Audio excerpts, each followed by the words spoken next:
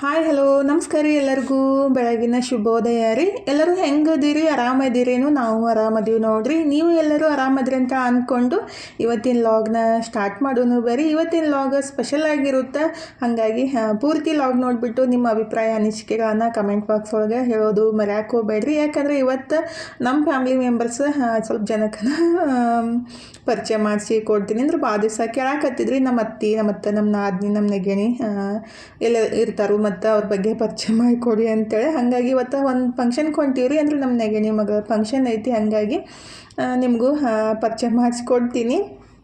ಹಾಗಾಗಿ ಪೂರ್ತಿ ಲಾಗ್ ನೋಡಿಬಿಟ್ಟು ನಿಮ್ಮ ಅಭಿಪ್ರಾಯ ಅನಿಸಿಕೆಗಳನ್ನ ಕಮೆಂಟ್ ಬಾಕ್ಸ್ ಒಳಗೆ ಹೇಳಿ. ಮತ್ತು ಲಾಗ್ ಇಷ್ಟ ಹಾಕತ್ತಿದ್ರೆ ಲೈಕ್ ಮಾಡಿ, ಶೇರ್ ಮಾಡೋದು, ಸಬ್ಸ್ಕ್ರೈಬ್ ಮಾಡೋದು ಮರ್ಯಾಕೆ ಹೋಗ್ಬೇಡ್ರಿ. ಆದಷ್ಟು ಬೇಗ ನಮ್ಮ ಫ್ಯಾಮ್ಲಿ ದೊಡ್ಡದಾಗಲಿ ಅಂತ ಆಸೆ ಐತ್ರಿ. ಬಟ್ ಆಗಕತ್ತಿಲ್ಲ ಅಂತ ಒಂದು ಸ್ವಲ್ಪ ಬೇಜಾರನೂ ಐತಿ. ಬಟ್ ಏನು ಮಾಡೋಕ್ಕಾಗಲ್ಲ, ಯಾವಾಗ ಆಗುತ್ತೋ ಅವಾಗ ಆಗೇ ಆಗುತ್ತಾ. ಆದರೆ ಹೇಳೋದು ನಮ್ಮ ಕರ್ತವ್ಯ ಮತ್ತು ಪ್ರಯತ್ನ ಮಾಡೋದು ನಮ್ಮ ಕರ್ತವ್ಯ ಅಲ್ರಿ. ಹಾಗಾಗಿ ನಮ್ಮ ಕರ್ತವ್ಯ ನಾವು ಮಾಡ್ತಾ ಇರೋದು, ಫಲಾನುಫಲ ದೇವ್ರಿಗೆ ಬಿಡೋದು ಅಷ್ಟೇ ರೀ. ಈಗಿದ್ರೆ ಇವತ್ತು ನಾಷ್ಟಕ್ಕೆ ದೋಸೆ ಮತ್ತು ಚಟ್ನಿ ಮಾಡೋದಂತ ಬಟಾಟಿನೂ ಕುದಿಸಾಕಿಟ್ಟು ಬೆಳಗ್ಗೆ ಜಲ್ದಿನೇ ಎದ್ದಿದ್ದೀರಿ. ಎದ್ದು ಯೋಗ ಎಲ್ಲ ಮುಗಿಸಿ ತಲೆಗೆ ಎಣ್ಣೆ ಹಚ್ಕೊಂಡು ಇವತ್ತು ಕಾಯಿಪಲ್ಲೆ ತರಬೇಕು ಮತ್ತು ಊರಿಗೆ ಹೋಗಬೇಕು. ಹಾಗಾಗಿ ಸಿಕ್ಕಾಪಟ್ಟೆ ಕೆಲಸ ಅದಾವು. ಮತ್ತು ಬಿಸಿಲಂತೂ ಸಿಕ್ಕಾಪಟ್ಟೆ ಐತ್ರಿ. ನಮ್ಮ ಬಿಜಾಪುರದಾಗಂತೂ ಹೇಳಕ್ಕೆ ಮೇಳಿಲ್ಲ, ಅಷ್ಟು ಬಿಸಿಲೈತಿ. ಆದ್ರೂ ಏನು ಮಾಡೋಕ್ಕಾಗಿಲ್ಲ, ಬೇಸಿಗೆ ಅಂದಮೇಲೆ ಬಿಸಿಲು ಇದ್ದೇ ಇರೋದಲ್ರಿ. ಹಾಗಾಗಿ ಈಗಿದ್ರೆ ಬಟಾಟಿ ಕುದಿಸಾಕಿಟ್ಬಿಟ್ಟು ನಮ್ಮ ಮನೆಯವ್ರ ಫ್ರೆಂಡ್ ಒಣ ದ್ರಾಕ್ಷಿ ಕೊಟ್ಟಿದ್ರು, ಅಂದ್ರೆ ಮನೋಕಿ ಕೊಟ್ಟಿದ್ರು. ಅದನ್ನೇನು ಇನ್ನೂ ಸ್ವಲ್ಪ ಕಡ್ಡಿದು ಇದ್ದೂರೇ ಅದನ್ನೆಲ್ಲ ಕ್ಲೀನ್ ಮಾಡಿಬಿಟ್ಟು, ಅಂದ್ರೆ ಕ್ಲೀನ್ ಮಾಡಿತ್ತಿಲ್ಲ, ಸ್ವಲ್ಪ ಕ್ಲೀನ್ ಮಾಡಿದ್ರು. ಹಾಗಾಗಿ ನಾನು ಮನೆ ತಂದು ಅವನ್ನ ಅಂದ್ರೆ ಕೊಟ್ಟ ಮೇಲೆ ಕಡ್ಡಿ ಸ್ವಲ್ಪ ಎಲ್ಲ ಆಯಿಸಿ ಇಟ್ಟಿದ್ರಿ. ಈಗ ಬೆಳಗ್ಗೆ ಎದ್ದು ಕೂಡಲೇ ಅವನ್ನ ಒಂದೆರಡು ಸಲ ಸ್ವಚ್ಛಗೆ ತೊಳೆದ್ಬಿಟ್ಟು ಬಿಸಿಲಿಗೆ ಹಾಕ್ಬೇಕ್ರಿ. ಯಾವುದೇ ಆಗಲಿ ಅದನ್ನ ಮನೆಗೆ ತಂದಾಗ ಸ್ವಲ್ಪ ಗಲೀಜಂತೂ ಇದ್ದೇ ಇರುತ್ತೆ. ಯಾಕಂದರೆ ಅದನ್ನ ಒಣಗಿಸಿ ಔಷಧ ಎಲ್ಲ ಹೊಡೆದು ಮತ್ತು ಅಲ್ಲಿ ಇಲ್ಲಿ ಎಲ್ಲ ಹಾಕಿಬಿಟ್ಟು ಸ್ವಲ್ಪ ಗಲೀಜು ಆಗೇ ಇರ್ತಾವೆ. ಹಾಗಾಗಿ ಅದನ್ನ ನೀಟಾಗಿ ಒಂದೆರಡು ಸಲ ತೊಳೆದು ಬಿಸಿಲಿಗೆ ಹಾಕಿ ಡಬ್ಬಿಗೆ ಹಾಕಿ ಇಟ್ಬಿಟ್ರೆ ಮಕ್ಕಳಿಗೆ ತಿನ್ನೋಕೆ ಖುಷಿ ಆಗುತ್ತೆ ರೀ. ನಾವು ಹಾಗೆ ಇಟ್ಬಿಟ್ರೆ ಮಕ್ಕಳು ಹಂಗೆ ತಿಂತಾರೋ. ನನಗೆ ಆ ಥರ ಇಷ್ಟ ಆಗಂಗಿಲ್ಲ. ಯಾವುದೇ ತರಲಿ ಅಂದ್ರೆ ತೊಳೆದು ತಿನ್ನಕ್ಕೆ ಕೊಟ್ರೆ ನನಗೆ ಖುಷಿ ಆಗುತ್ತೆ ರೀ. ಎಲ್ಲನೂ ತೊಳಿತೀರಿ ಏನಕ್ಕ ಅಂತ ಕೇಳಕ್ಕೆ ಹೋಗ್ಬೇಡ್ರಿ. ಯಾವತ್ತು ತೊಳಿಬೇಕಲ್ಲ ಮತ್ತು ಯಾವ್ದು ಬಿಡಬೇಕಲ್ಲ ನನಗೂ ಗೊತ್ತಾಗುತ್ತೆ. ಹಾಗಾಗಿ ಯಾವ್ದು ನಮಗೆ ಗಲೀಜು ಅನಿಸುತ್ತೆ ಮತ್ತು ಸ್ವಲ್ಪ ಹೊಲಸು ಅನಿಸಿದಾಗ ತೊಳಿಲೇಬೇಕು ರೀ. ಯಾಕಂದರೆ ಕೆಲವೊಂದು ಸಲ ಅದನ್ನ ಶೇಖರಣೆ ಮಾಡೋ ವಿಧಾನ ತಪ್ಪಾಗಿರ್ತೈತಿ. ಹಾಗಾಗಿ ಸ್ವಲ್ಪ ಔಷಧ ಅದು ಜಾಸ್ತಿ ಹೊಡೆದಾಗ ತೊಳೆದು ಬಿಸಿಲಿಗೆ ಹಾಕಿ ಕೊಟ್ಟರೆ ತಪ್ಪೇನಿಲ್ಲಲ್ರಿ. ಯಾವಾಗಲೂ ನೀಟಾಗಿ ತಿನ್ನೋದು, ಕ್ಲೀನಾಗಿ ತಿನ್ನೋದು ಅದು ನಮ್ಮ ಕರ್ತವ್ಯ. ಇಲ್ಲ ಕಸ ತಿಂದರೂ ನಡೀತದೆ ಅಂತ ಅನ್ನಕ್ಕೆ ಹೋಗಬಾರ್ದು. ಹಾಗಾಗಿ ಆದಷ್ಟು ನಮ್ಮ ಕೈಲೇ ಸಾಧ್ಯ ಆದಷ್ಟು ಕ್ಲೀನ್ ಮಾಡ್ಕೊಂಡು ತಿನ್ನೋಕೆ ನಾನು ಇಷ್ಟಪಡೋದು. ಹಾಗಾಗಿ ಅಂದರೆ ಈ ಮಾತು ಎದಕ್ಕೆ ಹೇಳಕತ್ತೀನಿ ಅಂದರೆ, ಕೆಲವೊಬ್ಬರು ಎಲ್ಲನೂ ತೊಳಿಬೇಕಿಲ್ಲ, ಅದನ್ನ ತೊಳಿಬೇಕಿಲ್ಲ ಅಂತ ಹೇಳ್ತಿರ್ತಾರೋ. ಅಂದರೆ ನಾನು ಖರ್ಜೂರಿ ಆಗಲಿ ಮತ್ತು ಈ ಥರ ಒಣ ದ್ರಾಕ್ಷಿ ಆಗಲಿ ತಂದಾಗ ತೊಳೆದು ಬಿಸಿಲಿಗೆ ಹಾಕಿನೇ ಇಡೋದ್ರಿ. ಯಾಕಂದ್ರೆ ಅದು ಮಣ್ಣಾಗಲಿ ಡಸ್ಟ್ ಆಗಲಿ ಸ್ವಲ್ಪ ಜಲ್ದಿ ಹೀರ್ಕೊಳ್ಳುತ್ತಲ್ರಿ ಅದು ಗುಣ. ಹಾಗಾಗಿ ಅದು ತೊಳೆದು ಬಿಸಿಲಿಗೆ ಹಾಕಿ ಕೊಟ್ಬಿಟ್ರೆ ಮಕ್ಕಳಿಗೆ ಚಲೋ ಅನಿಸುತ್ತೆ. ಮತ್ತು ದಿನ ಮುಂದೆ ನಮಗೂ ಒಂಥರ ಅನ್ಸಂಗಿಲ್ಲದ್ರಿ. ಸಣ್ಣ ಹಳ್ಳು ಬಂದ್ರೆ ಅಂದ್ರೆ ನೋಡಿನಾಗ ಇದೇ ದ್ರಾಕ್ಷಿ ತೊಳೆದಾಗ ಸಣ್ಣ ಹಳ್ಳ ಇದ್ದೋದ್ರಿ ಕೆಳಗಡೆ. ಹಾಗಾಗಿ ಅಂದರೆ ಡಸ್ಟ್ ಎಲ್ಲ ಹೊರಗಡೆ ಹಾಕ್ದಾಗೆಲ್ಲ ಸೇರ್ಕೊಂಡಿರ್ತೈತಿ. ಹಾಗಾಗಿ ತೊಳೆದು ಕೊಡೋದು ಚಲೋ ರೀ. ಕೆಲವೊಬ್ಬರಿಗೆ ಕೆಲವೊಂದು ರೀತಿ ಅನಿಸುತ್ತೆ, ನಾನೇನು ಮಾಡೋಕ್ಕಾಗಂಗಿಲ್ಲ ರೀ, ಎಲ್ಲನೂ ತೊಳಿಬೇಕಿಲ್ಲ, ಅದನ್ನ ತೊಳಿಬೇಕಿಲ್ಲ ಅಂತ ಹೇಳ್ತಿರ್ತಾರೋ. ಅವ್ರವ್ರ ಇಷ್ಟ ರೀ ತೊಳೆದು ಬಿಡೋದು. ತೊಳೆದು ತಿನ್ನೋದಾದ್ರೆ ತಿನ್ಬೋದು, ಇಲ್ಲ ಹಂಗೆ ತಿನ್ಬೋದಾದ್ರೆ ತಿನ್ಬೋದು. ಅದ್ರಾಗೇನಿಲ್ಲ, ಅವ್ರ ಇಷ್ಟ, ಅವ್ರ ಹೊಟ್ಟೆ ಅವ್ರ ಬಾಯಿ. ನಾನು ಏನು ಮಾಡ್ತೀನಿಲ್ಲ ಅದಷ್ಟೇ ಶೇರ್ ಮಾಡ್ಕೊಳಕ್ಕೆ ಇಷ್ಟಪಡ್ತೀನಿ. ಈಗಿದ್ರೆ ಅವನು ಎಲ್ಲ ತೊಳೆದು ಹಾಕಿ ನನ್ನ ಕೆಲಸ ಎಲ್ಲ ಮುಗಿಸಿ ಜಳಕ ಮುಗಿಸಿ ಈಗಿದ್ರೆ ದೇವ್ರಿಗೆ ನಮಸ್ಕಾರ ಮಾಡಿಬಿಟ್ಟು ನೀರು ತುಂಬಾಕಂತೀನಿ ನೋಡ್ರಿ. ಕುಡಿಯೋಕೆ ನೀರು ಖಾಲಿಯಾಗಿದ್ದು. ಮನು ಇದ್ರೆ ಬೋರ್ ಚಾಲು ಮಾಡಿ ಬಂದಿದ್ದ, ಹಾಗಾಗಿ ನೀರು ತುಂಬಾಕತ್ತಿದ್ದೆ. ಮಮ್ಮಿ ನಾ ತುಂಬ್ತೀನಿ ಬಿಡ್ರಿ ಅಂತ ಅಂದ. ಇಲ್ಲ ನಾನೇ ತುಂಬ್ತೀನಿ ಅಂತ ತುಂಬಾಕತ್ತಿದ್ದೆ. ನಾನು ಪಲ್ಯರ ಮಾಡ್ತೀನಿ ಮಮ್ಮಿ ಅಂತ ಮನು ಪಲ್ಯ ಮಾಡೋಕ್ಕೆ ರೆಡಿ ಮಾಡ್ಕೊಳಕಂತ ನೋಡ್ರಿ. ಅಂದ್ರೆ ನಾನು ಬಟಾಟಿ ಸುಲ್ದು ಇಟ್ಟಿದ್ದೆ ರೀ. ಬಟಾಟಿ ಕುದಿಸಿಟ್ಟಿದ್ದೆ. ಅದನ್ನೇ ಸಪ್ಪೆ ಎಲ್ಲ ತೆಗೆದ್ಬಿಟ್ಟು ಪಲ್ಯ ಮಾಡಿದ ರೆಡಿ ಮಾಡ್ಕೊಳಕತ್ತಿದ್ದೆ. ಆಯ್ತಳಪ್ಪ ಅಂತ ನಾನು ಪೂಜೆಗೆ ಮತ್ತು ಕುಡಿಯೋಕೆ ಎಲ್ಲ ನೀರನ್ನು ತೊಳೆದ್ಬಿಟ್ಟು ತುಂಬಾಕಂತೀನಿ ನೋಡ್ರಿ. ಇವಾಗ ಬ್ಯಾಸ್ಗ್ಯಾಗಂತೂ ಎಷ್ಟೇ ನೀರು ತುಂಬಿಟ್ರು ಜಲ್ದಿನೇ ಖಾಲಿ ಆಗ್ತಾವೆ. ಅದ್ರಾಗೂ ಎಷ್ಟು ನೀರು ಕುಡಿದ್ರೂ ನೀರು ಕುಡಿದವ್ರ ಥರನೇ ಅನ್ಸಂಗಿಲ್ಲ. ಮತ್ತು ಇನ್ನಷ್ಟು ಕುಡಿಬೇಕಂತ ಅನಿಸ್ತಾ ಇರ್ತೈತಿ. ಹಾಗಾಗಿ ಈಗಿದ್ರೆ ನೀರನ್ನು ಆ ಕಡೆ ತುಂಬಾಕಿಟ್ಟು ಈಗಿದ್ರೆ ಒಂದು ಸೌತೆಕಾಯಿ ಜ್ಯೂಸ್ ಮಾಡಾಕಂತೀನಿ ನೋಡ್ರಿ. ಬ್ಯಾಸ್ಗ್ಯಾಗ ದೇಹಕ್ಕೆ ತಂಪಾಗುತ್ತೆ. ಇದಕ್ಕೆ ಬೇಕಂದ್ರೆ ಮಜ್ಜಿಗೆನೂ ಮಿಕ್ಸ್ ಮಾಡಿ ಕುಡಿಬೋದು ಮಧ್ಯಾಹ್ನ ಟೈಮ್ದಾಗ. ಆದರೆ ನಾನು ಬೆಳಗ್ಗೆ ಖಾಲಿ ಹೊಟ್ಟೆ ಒಳಗೆ ಈ ಥರ ಜ್ಯೂಸ್ ಮಾಡ್ಕೊಂಡು ಕುಡಿದ್ರೆ ಇದು 2 ಬೆನಿಫಿಟ್ ಐತ್ರಿ. ವೀಟ್ ಆಗಿದ್ರೆ ಕಮ್ಮಿ ಆಗುತ್ತೆ ಮತ್ತು ವೆಯ್ಟ್ ಲಾಸ್ ಆಗುತ್ತೆ. ಅಂದರೆ ಒಮ್ಮೆ ಕಡಿಮೆ ಅಂತೂ ಆಗಂಗಿಲ್ಲ. ಏನಕ್ಕ ನೀ ಏನು ಭಾಳ ಸಣ್ಣಾಗಿ ಅಂತ ಅನ್ನಕ್ಕೆ ಹೋಗ್ಬೇಡ್ರಿ. ನಾವು ಕೆಲವೊಂದು ಸಲ ಕುಡಿತಾ ಇರ್ತೀವಿ, ಇದ್ದಷ್ಟರ ಇರಲಪ್ಪ ಅಂತೇಳಿ ದೇವ್ರ ಹತ್ರ ಕೇಳ್ಕೊಂಡ್ಬಿಟ್ಟು ಈ ಥರ ಒಂದೊಂದು ಜ್ಯೂಸೇ ನನ್ನ ಕೈಲಿ ಆದಾಗ ಮಾಡ್ಕೊಂಡು ಕುಡಿತಾ ಇರ್ತೀನಿ ರೀ. ಈಗ ಸೌತೆಕಾಯಿ ಜ್ಯೂಸ್ ಮಾಡೋಕ್ಕಿದ್ರೆ ನಾನು ಒಂದು ದಪ್ಪನ ಸೌತೆಕಾಯಿ, 1 ಇಂಚ್ ಶುಂಠಿ, ಕರಿಬೇವು ಸೊಪ್ಪು ಮತ್ತು ನಿಂಬೆಹಣ್ಣು, ಒಂಚೂರು ಉಪ್ಪು ಹಾಕಿಬಿಟ್ಟು ರುಬ್ಬಿ ಸೋಸ್ಕೊಂಡು ಕುಡಿದ್ರಾಯ್ತು. ಭಾಳ ಬೆನಿಫಿಟ್ ಐತ್ರಿ. ಅಂದರೆ ನಮ್ಮ ದೇಹಕ್ಕೆ ತಂಪನೂ ಆಗುತ್ತೆ, ವೆಯ್ಟ್ ಲಾಸಿಗೂ ಹೆಲ್ಪ್ ಆಗುತ್ತೆ. ಅಂದರೆ ಡೈಲಿ ಒಂದೊಂದು ಜ್ಯೂಸ್ ಕುಡಿತಾ ಇರಬೇಕು. ಹಾಗಾಗಿ ನನಗೆ ಇಷ್ಟ ಆಗುತ್ತಾ. ಆದಷ್ಟು ಸ್ವಲ್ಪ ನನ್ನ ಬಾಡಿ ಅಂತೂ ಜಾಸ್ತಿ ಹೀಟ್ ಐತ್ರಿ. ಬ್ಯಾಸ್ಗ್ಯಾಗಂತೂ ಯಾವಾಗ ಜಾಸ್ತಿ ಹೀಟ್ ಆಗ್ಬಿಡ್ತಂದ್ರೆ ಅದು ಜಾಸ್ತಿ ತ್ರಾಸ ಆಗುತ್ತೆ. ಹಾಗಾಗಿ ಮನು ಅಂತೂ ನನ್ನ ಗೋಣ್ ಕಮ್ಮಿ ಆಗೋ ಮಟ್ಟ ನನಗೆ ಬಿಡಂಗೆ ಇಲ್ಲ ರೀ. ಫುಲ್ ಕಿರಿಕಿರಿ ಕೊಡ್ತಾನೆ ಇರ್ತಾನು.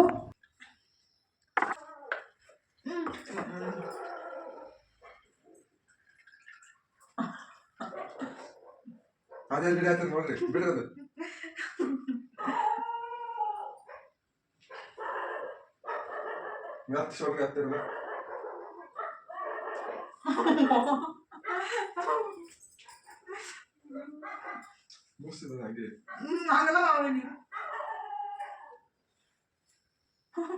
ಸಾಕು ಕಮ್ಮಿ ಮತ್ತೆ ಒಂದ್ಸತಿ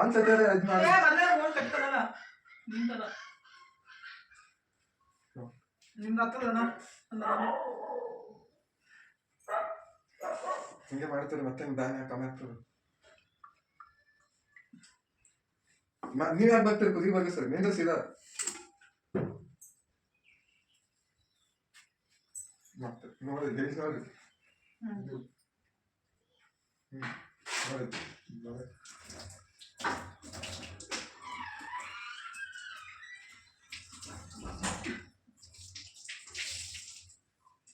ನೀವ್ ಯಾಕೆ ಬಗಲ ಅಂತೀರಿ? ನಿಂದ್ರಿ ಸೀದಾ. ಕಾಲಕ್ಕೆ ತಾಕತ್ತಿಲ್ಲ ನೋಡ್ರಿ. ಅರ್ಚಿ ಕಡೆ ನಿಂತೀರಿ ಸಣ್ಣ ಬಿಡ್ರಿ. ನೋಡಿ ಮತ್ತೆ ಟೈಟ್ ಇಡಾಯ್ತೀರಿ.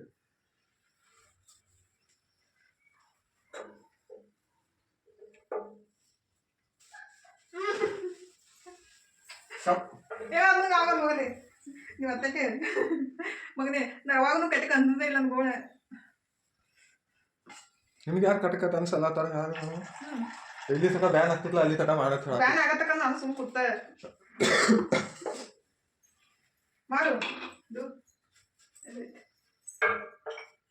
ಸದ್ಯಕ್ಕೆ ಜ್ಯೂಸ್ ಕೊಡ್ತೀರಿ? ಏನು ಸಣ್ಣ ಆಗ್ಬೇಕಾಗೋದಿಲ್ಲ. ಮನು ಇದ್ರೆ ಗೋಣಿನ ಎಕ್ಸಸೈಸ್ ಮಾಡ್ಸಾಕತ್ತಿದ್ರಿ. ನಾನು ಮಾಡಿದ್ದೀನಿ, ಬೆಳಗ್ಗೆನೇ ಮಾಡಿದ್ದೀನಿ. ಆದ್ರೂ ಅದು ಕಮ್ಮಿ ಆಕತ್ತಿಲ್ಲ. ಯಾಕೇನೋ ಗೊತ್ತಿಲ್ಲ ರೀ. ಒಂದೊಂದು ಟೈಮ್ ಹಂಗಿರ್ತಾವೆ, ಬಂದಿದ್ದು ಪಟ್ಟಂತೇಳಿ ಹೋಗಂಗಿಲ್ಲ. ಕೆಲವೊಂದು ಸಲ ಏನೋ ಮಾಡೋಕ್ಕಾಗಂಗಿಲ್ಲ ರೀ. ಕಮ್ಮಿ ಆಗೋ ಮಟ್ಟ ವೇಟ್ ಮಾಡಬೇಕು. ಇಲ್ಲಾಂದರೆ ಡೈಲಿ ಎಕ್ಸಸೈಸ್ ಅಂತೂ ಮಾಡೇ ಮಾಡ್ತೀನಿ ರೀ. ಅದಕ್ಕೆ ಏನು ಪ್ರಯತ್ನ ಪಡ್ತಾ ಇದ್ದೀನಿ. ಆದ್ರೂ ಕಮ್ಮಿ ಆಗ್ತಾ ಇಲ್ಲ. ನನಗಂತೂ ಸಿಕ್ಕಾಪಟ್ಟೆ ತ್ರಾಸ ಆಗಾಕತ್ತೈತಿ. ಏನು ಮಾಡೋಕ್ಕಾಗಂಗಿಲ್ಲ ರೀ. ಈಗ ಹಾಸ್ಪಿಟ್ಲಿಗೆ ಹೋದ್ರಂತೂ ಇಷ್ಟು ಕೊನೆ ಮೆಡಿಸಿನ್ ಬರೆದು ಕೊಡ್ತಾರೋ, ಅದಕ್ಕೊಂದು ಕೊಳ್ಳಿಗೆ ಹಾಕೊಳಕ್ಕೆ ಪಟ್ಟಿ ಕೊಟ್ಟು ಕಳಿಸ್ಬಿಡ್ತಾರೋ. ಹಾಗಾಗಿ ಹಾಸ್ಪಿಟ್ಲಿಗೆ ಹೋಗೋಕ್ಕೂ ಮನಸ್ಸಿಲ್ಲ. ಈ ಥರ ಪಟ್ಟಿ ಹಾಕ್ಕೊಂಡು ತಿರುಗಾಡೋಕ್ಕೂ ನನಗೂ ಇಷ್ಟ ಇಲ್ಲ ರೀ. ಹಾಗಾಗಿ ನೋಡೋಣ, ಒಂದು 15 ದಿವಸ ಆದ್ರೂ ಕಾಯ್ತೀನಿ. ಆದರೆ ಕಮ್ಮಿ ಆಗ್ಲಿಕ್ಕಂದ್ರೆ ಅನಿವಾರ್ಯ, ಏನು ಮಾಡೋಕ್ಕಾಗಿಲ್ಲ. ಆದಷ್ಟು ಬೇಗ ಕಮ್ಮಿ ಆಗಲಿ ಅಂತ ನಾನು ದೇವರ ಹತ್ರ ಕೇಳ್ಕೊತಿದ್ರಿ. ನಿಮ್ಮ ಆಶೀರ್ವಾದದಿಂದನೂ ಜಲ್ದಿ ಕಮ್ಮಿ ಆಗುತ್ತಾ ಪಟ್ ಅಂತೇಳಿ ನನಗೆ ಆಶೀರ್ವಾದ ಮಾಡಿಬಿಡ್ರಿ. ಯಾಕಂದರೆ ನನ್ನ ಗೋಣ್ ಕಮ್ಮಿ ಆಗ್ಬೇಕು. ಹಾಗಾಗಿ ಭಾಳ ತ್ರಾಸ ಕೊಡಾಕತ್ತೈತಿ. ಅಂದ್ರೆ ಯಾರ್ದೋ ಆಶೀರ್ವಾದ ಎಲ್ಲೋ ಅದು ತಟ್ಟುತ್ತಲ್ರಿ. ಹಾಗಾಗಿ ಹೇಳಿದೆ ಅಷ್ಟೇ. ಏನಾದರೂ ತಪ್ಪು ಮಾತಾಡಿದರೆ ಕ್ಷಮೆ ಇರಲಿ. ಅಂದರೆ ನನಗೆ ಅನ್ಸಿದ್ದನ್ನ ಹೇಳ್ತಿರ್ತೀನಿ ಅಷ್ಟೇ ರೀ. ಈಗಿದ್ರೆ ಸ್ವಲ್ಪ ಗೋಣಿ ಎಕ್ಸಸೈಸ್ ಮಾಡಿದ ಕೂಡಲೇ ಸ್ವಲ್ಪ ರಿಲೀಫ್ ಅನ್ಸುತ್ತೆ ರೀ. ನಾನು ಬೆಳಗ್ಗೆ ಎದ್ದ ಕೂಡಲೇ ಗೋಣಿನ ಎಕ್ಸಸೈಸ್ ಎಲ್ಲ ಮಾಡಿದ್ದೀನಿ. ಅವಾಗ ಸ್ವಲ್ಪ ರಿಲೀಫ್ ಅನಿಸುತ್ತೆ. ಮತ್ತು ಸ್ಟಕ್ ಆಗ್ಬಿಡುತ್ತೆ. ಆ ಕಡೆ ಈ ಕಡೆ ಹೊಳಾಡಕ್ಕೂ ಆಗಂಗಿಲ್ಲ, ಮ್ಯಾಲೆ ಕೆಳಗೂ ಮಾಡೋಕ್ಕಾಗಂಗಿಲ್ಲ.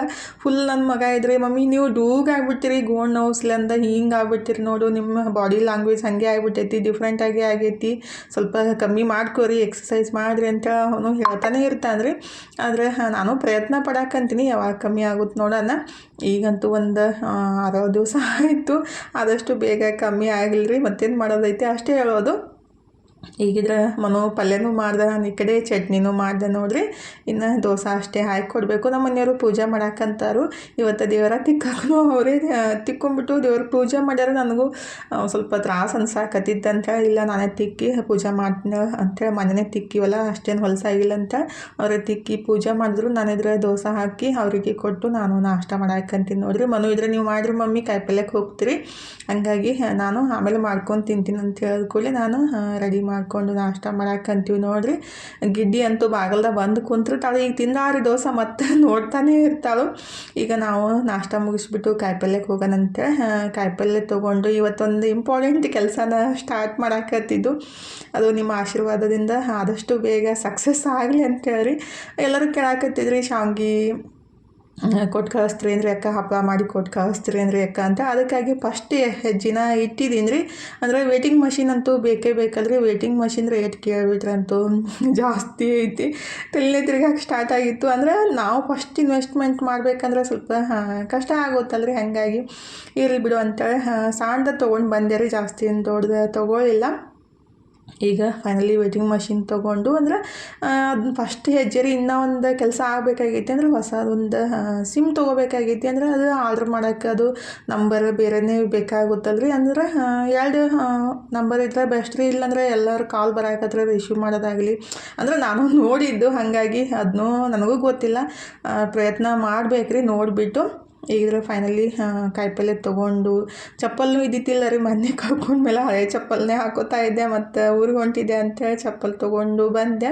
ಹಂಗೆ ನೋಡ್ರಿ ಎಲ್ಲರೇ ಹೋಗ್ಬೇಕಂದ್ರೆ ಏನಾರ ಒಂದು ಕೆಲಸ ಆಗ್ತಿರ್ತಾವೆ. ಇವತ್ತಂತೂ ಕಸ ಗುಡಿಸೋದು ಮತ್ತು ಕಸಬರ್ಗಿ ಮತ್ತು ಚಪ್ಪಲ್ ಮತ್ತು ವೇಟಿಂಗ್ ಮಷಿನ್, ಸ್ವಲ್ಪ ಗ್ರೋಸರಿ ಪೂಜೆ ಸಾಮಾನು. ಅಂದರೆ ಇವತ್ತು ಅಕ್ಷಯ ತೃತೀಯ ಸ್ಟಾರ್ಟ್ ಆಗೋದ್ರಿ 10:40ಕ್ಕೆ, ಹಾಗಾಗಿ 10:40ರಿಂದ ಎಲ್ಲ ಸಾಮಾನ ತೊಗೊಂಡು ಬಂದು ಟೈಮಿಗೆ 12 ಗಂಟೆ ಆಗೈತೆ ನೋಡ್ರಿ. 12 ಗಂಟೆ ಆಗಿ 1-2 ನಿಮಿಷ ಆಗಿರಬೇಕು. ಈಗ ಫೈನಲಿ ಬಂದು ರೆಡಿ ಆಗಿಬಿಟ್ಟು ಹೊಂಟಿವಿ ನೋಡ್ರಿ. ಬಿಸಿಲಾಗಂತೂ ಇಷ್ಟ ತ್ರಾಸ ಹಾಕಂತಿತ್ತು. ಕಾಯಿಪಲ್ಲೆ ತಂದು ಇಡೋ ಪುರ್ಸತ್ತಿಗಿಲ್ಲೇ ಪಟ್ ಕೈ ಕಾಲು ಮುಖ ತೊಗೊಂಡು ಸಾರಿ ಉಟ್ಕೊಂಡು ರೆಡಿಯಾಗಿ ಫೈನಲಿ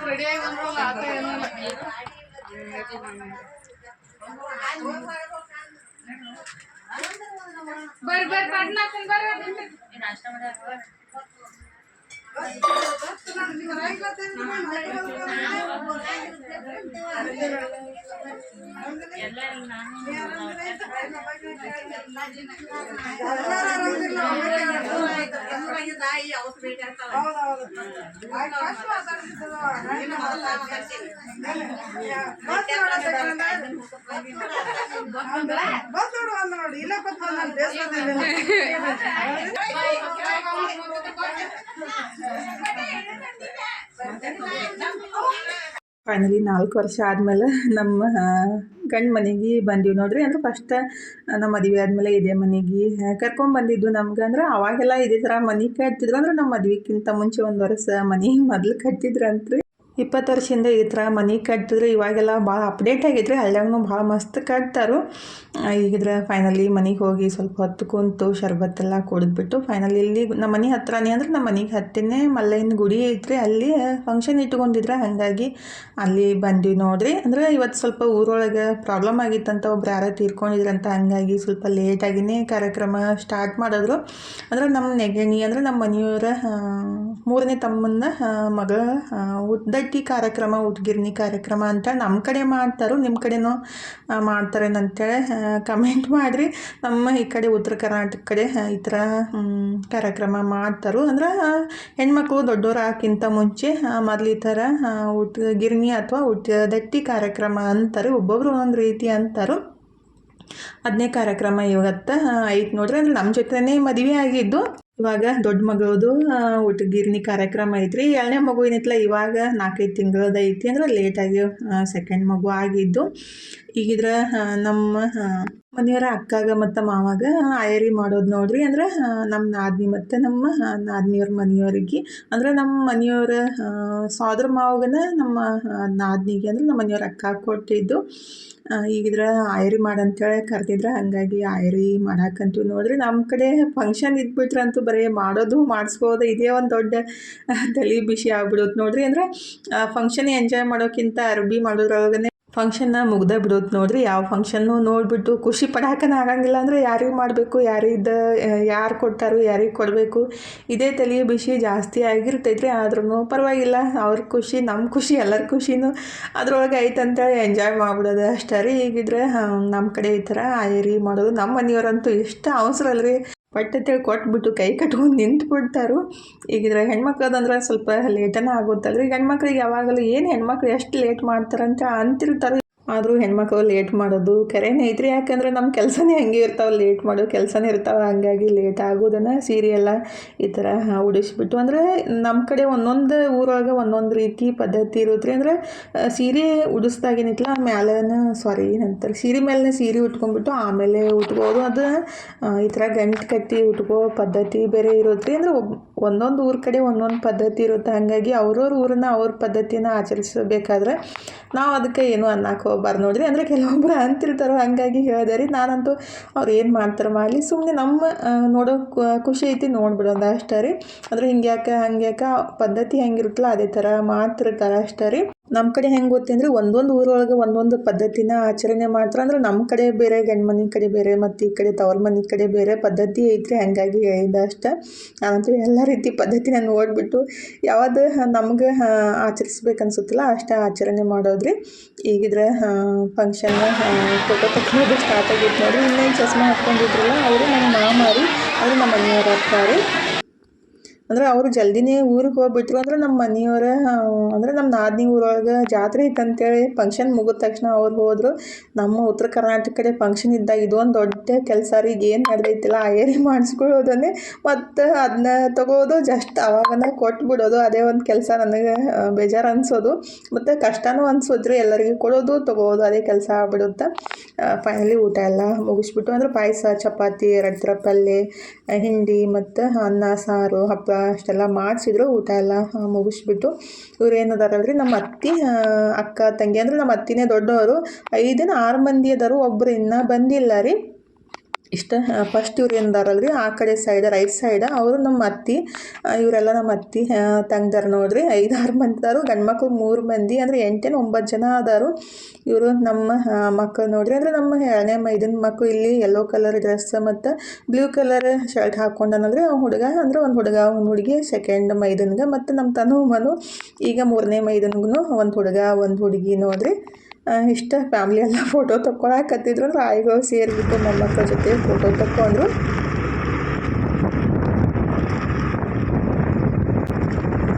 ಇಷ್ಟೇ ಅಂದರೆ ಕಂಬ ಹಾಕದಲ್ಲಿ ಇವತ್ತು ಇನ್ನೊಂದು ಕೆಲಸ ಮಾಡಬೇಕಿತ್ತು ರೀ. ಮಳಿನೇ ಸ್ಟಾರ್ಟ್ ಆಗಿಬಿಡ್ತು. ಅಂದ್ರೆ ನಮ್ಮದು ಸೈಟ್ ಐತಿ, ಒಂದು 5 ಸೈಟ್ ಐತಿ ಊರಾಗ. ಅದನ್ನ ಮಾರಕ್ಕೆ ಹೇಳಿ ಬರಬೇಕಿತ್ತು ರೀ. ಅಂದರೆ ನಮಗೊಂದು ಸ್ವಲ್ಪ ಪ್ರಾಬ್ಲಮ್ ಐತಿ. ಹಾಗಾಗಿ ಒಂದು 5 ಗುಂಟೆ ಜಾಗ ಅದಾವು, ಮಾರಬೇಕಾಗಿತ್ತು. ಅದನ್ನೇ ಕೇಳಾಕತ್ತಿದ್ದೆ ನಮ್ಮ ಮನೆಯವ್ರಿಗೆ. ಇಲ್ಲಿ ತನಕ ಇಷ್ಟ ನೋಡ್ರಿ ಅಂಥೇಳಿ. ಅಂದರೆ ತಂತಿ ಬೇಲಿಯೆಲ್ಲ ಬೇರೆದವ್ರು ಹಾಕ್ಸ್ಬಿಟ್ಟಾರು. ಹಾಗಾಗಿ ಅಳಿಸ್ಬಿಟ್ಟು ಹೇಳಬೇಕು, ಮತ್ತು ಅದನ್ನ ಅಳಿಸ್ಬಿಟ್ಟು ಕೊಡ್ಬೇಕಂತೇಳಿ ಹೇಳಾಕತ್ತಿದ್ರು. ಈಗ ಬರೋಮ್ದಾಗ ನಮ್ಮ ತನುಗ ಅಲ್ಲೇ ಬಿಟ್ಟು ಬಂದಿವ್ರಿ. ಅಂದರೆ ನಾಳೆ ನಮ್ಮ ಮೈದನ ಮಗಳು ಮತ್ತು ತನು ಬರ್ತಾರಂತ. ಅದಕ್ಕಾಗಿ ನಾನು ನಮ್ಮ ಮನೆಯವರು 6 ಗಂಟೆ ಆಗಿ ಹೋಗಿದ್ವಿ. ಅಲ್ಲಿ ಊರಾಗ ಮಳೆ ಇತ್ತು. ಈ ಕಡೆ ಬಿಜಾಪುರ ಕಡೆ ಬಂದಾಗ ಮಳಿನೇ ಇಲ್ಲ, ಫುಲ್ ಒಣ ಐತಿ ನೋಡು. ಅಲ್ಲಿದ್ರೆ ಎಷ್ಟು ಜೋರು ಮತ್ತು ಗಾರಿನ ಮಳೆ ಆಗೈತಿ. ಈ ಕಡೆ ಬಂದ್ರೆ ಸ್ವಲ್ಪ ಹಾಗೆ ಬಿಜಾಪುರ ಬಂದಂಗೆ ಕಮ್ಮಿನೇ ಆಗ್ಬಿಟ್ಟಿತ್ತು.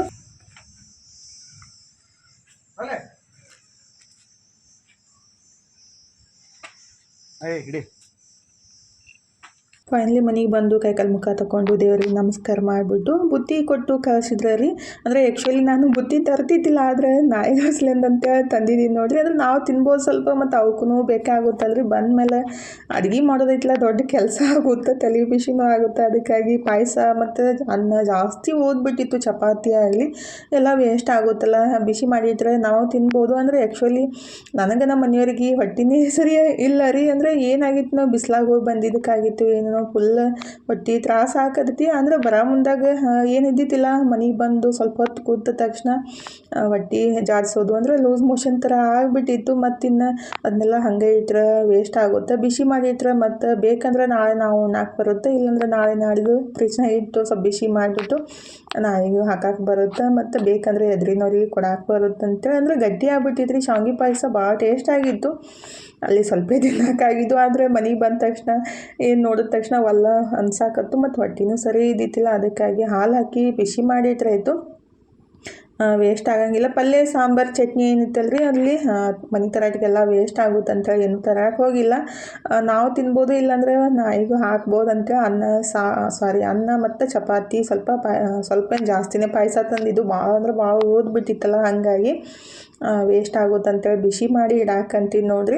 ಅಂದರೆ ನಾವು ತಿನ್ಬೋದು, ಇಲ್ಲ ಪ್ರಾಣಿಗಳಿಗೆ ಹಾಕ್ಬೋದು. ವೇಸ್ಟ್ ಮಾಡೋಕೆ ನನಗೂ ಮನ್ಸು ಬರಲ್ಲ ರೀ. ಆ್ಯಕ್ಚುಲಿ ನಾನು ಸ್ವಲ್ಪ ತಗೋರಿ ಅಂತ ಅನ್ನಕತ್ತೀನಿ. ನಮ್ಮ ಮನೆಯವ್ರಿಗೆ ಪ್ರಾಣಿಗಳ ಮೇಲೆ ಅಂದ್ರೆ ಸಿಕ್ಕಾಪಟ್ಟೆ ಪ್ರೀತಿ ಇಲ್ಲ, ಹಂಗಾಗಿ ತಗೋ ಇರಲಿ ಹಾಲು ಹಾಕಿ ಬಿಸಿ ಮಾಡಿ ನಾಯಿಗರೆ ಹಾಕೋಣಂತೇಳಿ ತೊಗೊಂಡು ಬಂದಿದ್ರು. ಅದನ್ನೇ ಬಿಸಿ ಮಾಡಿ ಇಡಾಕಂತೀನಿ ನೋಡ್ರಿ. ಚಪಾತಿನೂ ಅಷ್ಟೇ ಮನು ಉಣ್ತಾನಂತೇಳಿ ನಾನು ತಂದ್ರೆ ಮನು ಬರೀ ಒಂದು ಚಪಾತಿ ಅಷ್ಟೇ ತಿಂದಾರೆ. ಏನು ಪಾಯಸನೂ ತಿನ್ನಿಲ್ಲ, ಅನ್ನನೂ ತಿನ್ನಿಲ್ಲ. ಅದಕ್ಕಾಗಿ ಮತ್ತೆಲ್ಲ ಎತ್ತಿಟ್ರಾಯ್ತು ಫ್ರಿಜ್ನಾಗ ಅಂತೇಳಿ. ಕಾಯಿಪಲ್ಯನೂ ಎತ್ತಿಟ್ಟಿತ್ತಿಲ್ಲ ರೀ. ಮನು ತೊಳೆದು ಹೋಗಿ ಇಟ್ಬಿಟ್ಟು ಹಂಗೆ ಬಿಟ್ಟಿದ್ದಾರೆ. ಮತ್ತಿನ್ನು ಎಲ್ಲ ಫ್ರಿಜ್ನಾಗ ಎತ್ತಿಟ್ಟು, ಅಂದರೆ ಬೆಳಗ್ಗೆ ಕಾಯಿಪಲ್ಯ ಥರನ ಹೋಗಿದ್ದೀವಲ್ಲ, ಅದಕ್ಕಾಗಿ ಕಾಯಿಪಲ್ಯ ಎತ್ತಿಟ್ಬಿಟ್ಟು ಮತ್ತು ಬೆಳಗ್ಗೆ ಮಾಡಿದ ಪಲ್ಯ ಎಲ್ಲ ಹಂಗೆ ಐತಿ. ಚಟ್ನಿ ದೋಸೆ ಸಂಗಡ ಪಲ್ಯ ಚಟ್ನಿ ಮಾಡಿದ್ದು ಹಂಗೆ ಕುಂತ್ಬಿಟ್ಟೈತಿ. ಅದನ್ನೇ ತಿಂದಿಲ್ಲ, ಮತ್ತು ಇನ್ನೇನು ತಿಂತಾನೆ ಬಿಡಪ್ಪ ಅಂತ ಎಲ್ಲ ಎತ್ತಿ ಫ್ರಿಜ್ನಾಗ ಇಡಾಕಂತೀನಿ ನೋಡ್ರಿ. ಹಾಗೆ ಆಗುತ್ತೆ ಫಂಕ್ಷನ್ನಂದು ಊಟ ಮಾಡಿದ ತಕ್ಷಣ ಹೊಟ್ಟೆ ಸ್ವಲ್ಪ ಸರಿನೇ ಇರಂಗಿಲ್ಲ ರೀ. ನನಗಾದರೂ ಅಷ್ಟೇ, ಎಲ್ಲರೂ ಫಂಕ್ಷನ್ಗೆ ಹೋಗಿ ಬಂದೇಲೋ ಫುಲ್ ತ್ರಾಸ ಆಗೋಕ್ಕೆ ಸ್ಟಾರ್ಟ್ ಆಗುತ್ತೆ. ಬೆಳಗ್ಗೆನೇ ಒಂದು ಟ್ಯಾಬ್ಲೆಟ್ ತೊಗೊಂಡಿದ್ದು, ಗೋಣ್ ಬೇರೆ ಹಿಡಿದ್ಬಿಟ್ಟಿತ್ತಲ್ಲ, ಹಾಗಾಗಿ ಮತ್ತೆ ಬಂದು ಒಂದು ಟ್ಯಾಬ್ಲೆಟ್ ತೊಗೊಂಡ್ಬಿಟ್ಟು ಮನ್ಕೊಂಬಿಟ್ಟೆ ರೀ. ಕಾಫಿ ಸದ್ಯಕ್ಕೆ ಏನೂ ಕುಡ್ದಿಲ್ಲ, ಊಟ ಸದ್ಯಕ್ಕೆ ಮಾಡಿಲ್ಲ. ಲೇಟಾಗಿ 3 ಗಂಟೆ ಮೇಲೆ ಊಟ ಮಾಡಿದ್ದು, ಹಾಗಾಗಿ ಹೊಟ್ಟೆನೂ ಸರಿ ಇದ್ದಿತ್ತಿಲ್ಲ ಅಂತ ಒಂದು ಟ್ಯಾಬ್ಲೆಟ್ ತೊಗೊಂಡು ಮನ್ಕೊಂಡ್ರಾಯ್ತು ಅಂತ ಅದನ್ನ ಬಿಸಿ ಮಾಡಿಟ್ಟು ಇನ್ನು ಮನ್ಕೋಬೇಕು ನೋಡ್ರಿ. ಫುಲ್ ಸುಸ್ತು ಹಾಕತ್ತಿತ್ತು, ಏನೂ ಕೆಲಸ ಮಾಡಿಲ್ಲ. ಬಂದ ತಕ್ಷಣ ಅದಷ್ಟೇ ಮಾಡಿದ್ದು. ಇವತ್ತಿನ ಲಾಗ್ನು ಇಲ್ಲೇ ಮುಗಿಸೋಂದ್ರೆ, ಇವತ್ತಿನ ಲಾಗ್ ಹೆಂಗೆ ಅನ್ನಿಸ್ತಂತ ಕಮೆಂಟ್ ಬಾಕ್ಸ್ ಒಳಗೆ ಹೇಳೋದು ಮರೆಯೋಕೆ ಹೋಗ್ಬೇಡ್ರಿ. ಇಷ್ಟ ಆಗಿದ್ರೆ ಲೈಕ್ ಮಾಡಿ, ಶೇರ್ ಮಾಡಿ, ಸಬ್ಸ್ಕ್ರೈಬ್ ಮಾಡಿಕೊಂಡು ಸಪೋರ್ಟ್ ಮಾಡಿರಿ. ಥ್ಯಾಂಕ್ ಯು ಫಾರ್ ವಾಚಿಂಗ್ ರೀ. ಬಾಯ್ ರೀ ಎಲ್ಲರಿಗೂ.